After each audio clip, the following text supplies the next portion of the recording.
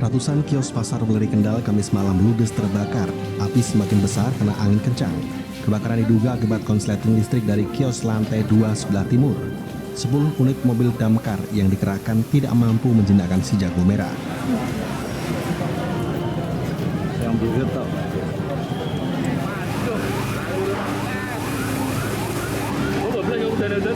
Dalam proses pemadaman, pasar Weleri terkendala sumber air. Hal ini lantaran hidran yang ada di pasar sangat kecil dan tekanannya tidak kuat.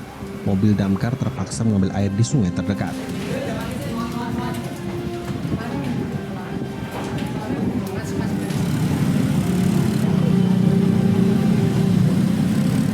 Hingga kini kondisi kebakaran pasar Weleri Kendal belum bisa dipadamkan, terutama di kios pakaian dan bahan dari plastik. Bahkan atap di lantai 2 roboh. Berdasarkan keterangan salah satu pedagang pasar, 95% pasar Weleri ludes terbakar.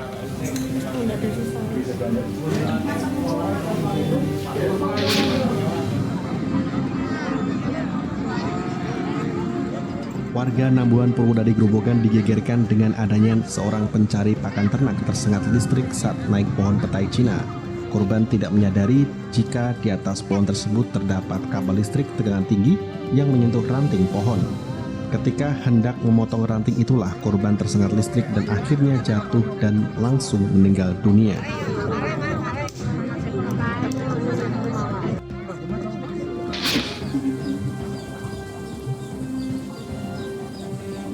Nasib tragis dialami Sugiem, warga Duku Ledok, Desa Sukolilo, Kecamatan Sukolilo, Pati.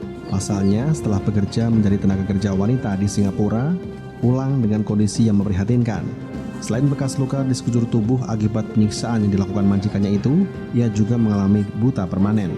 Dari penelusuran sementara yang dilakukan, diduga keberangkatan Sugiem untuk menjadi TKI di Singapura saat itu ilegal. Pasalnya, data Sugiem tidak tercatat dalam sistem komputerisasi tenaga kerja Siskonaker. Namun demikian, Pemkab Pati akan tetap berupaya untuk melakukan pendampingan kepada korban. Salah satunya dengan berkoordinasi dengan Badan Perlindungan Pekerja Migran Indonesia (BP2MI).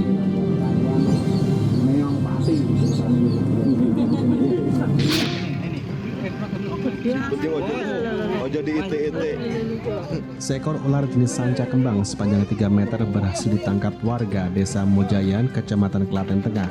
Keberadaan ular sanca besar ini meresahkan warga lantaran kerap muncul di permukaan. Pikir.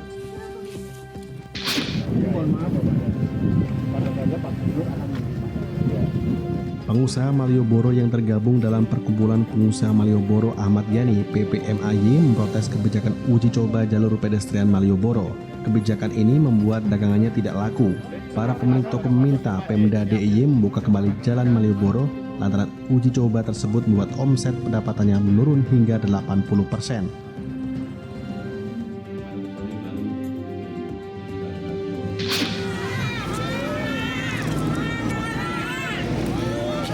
Tak terima tempat mencari nafkahnya akan digusur dan dialihfungsikan oleh pemerintah Kabupaten Batang, para penghuni lokalisasi Komplek Tamanan Banyu Putih unjuk rasa.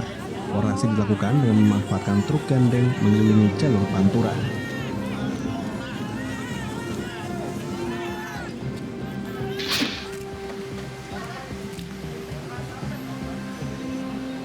Tim bandit Polresta Banyumas berhasil menangkap kawanan pelaku pencurian spesialis sepeda motor metik yang kerap beraksi di wilayah Banyumas. Salah satu pelaku terpaksa dilumpuhkan dengan timah panas setelah mencoba kabur saat akan ditangkap. Dari hasil pemeriksaan, komplotan ini telah beraksi sejak sebelum pandemi COVID terjadi. Para tersangka langsung menjual motor curian ke wilayah Jawa Barat dan polisi akan menjerat pelaku dengan ancaman hukuman 7 tahun penjara.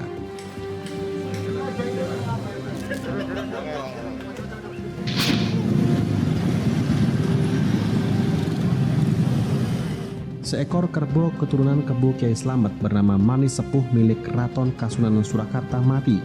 Prosesi penguburan kerbau dilakukan layaknya manusia dengan ritual khusus sesuai adat Keraton Surakarta. Dalam prosesi penguburan, masyarakat di kawasan Baluwarti dan sekitarnya tampak memadati Siti Hinggil, alun-alun selatan Keraton Surakarta. Kerbau tersebut adalah yang tertua. Dengan matinya kerbau Manis Sepuh, kini tersisa 21 ekor kerbau bule pusaka Keraton Surakarta.